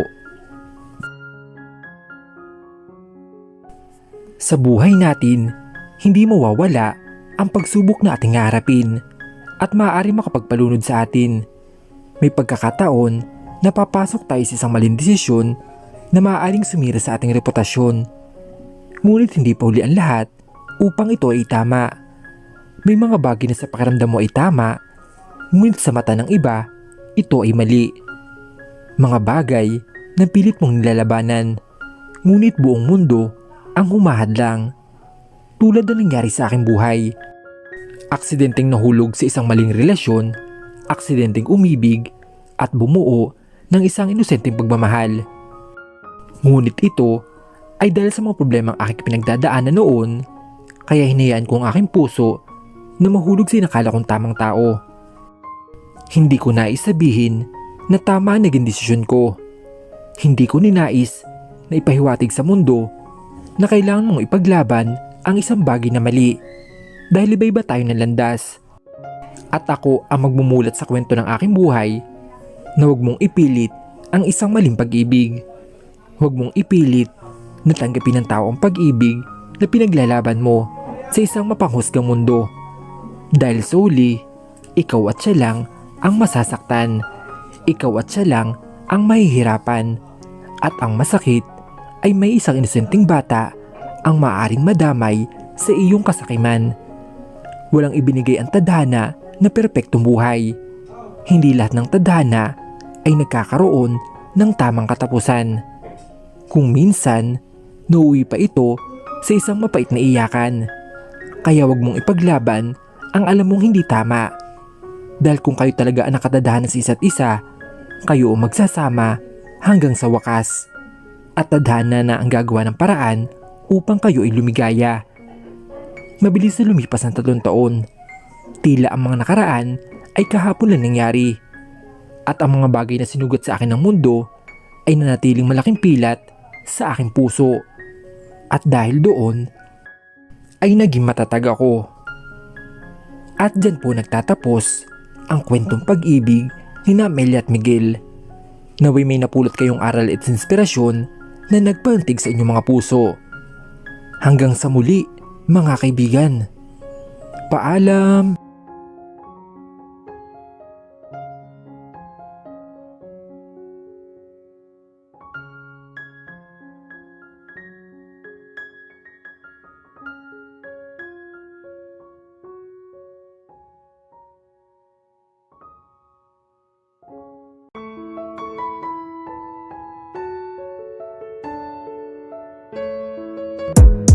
Gotta focus on yourself, on your faith, on your dreams, on your mind, on your health, yeah. You gotta work, never tell, keep your head down, find what you love and excel, yeah. Push and pull and repel any hate, go create what you want, feel compelled, yeah. And once you finally get a taste of the race, you'll never look back once you felt that. Don't let somebody take your time and your worth, just focus on yourself first. Don't let somebody take your time and your worth, just focus on yourself first. Don't let somebody take your time and your worth, just focus on yourself first. Don't let somebody take your time and your worth, just focus on yourself first.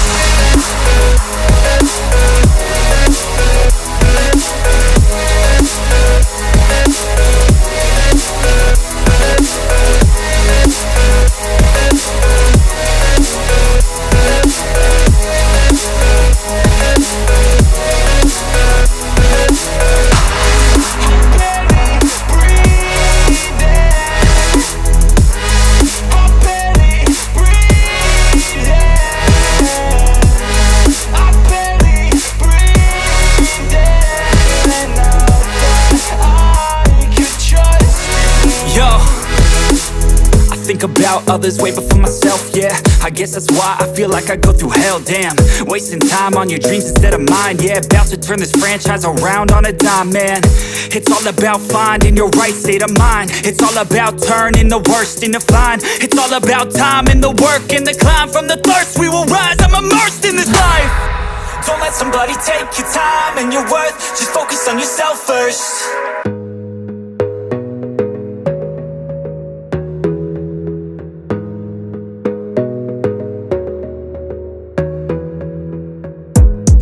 Gotta focus on yourself, on your faith, on your dreams, on your mind, on your health, yeah.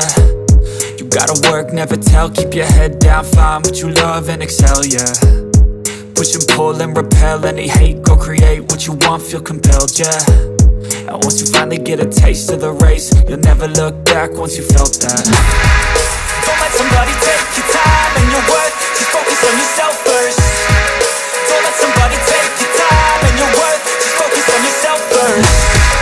Don't let somebody take your time and your worth, just focus on yourself first. Don't let somebody take your time and your worth, just focus on yourself first.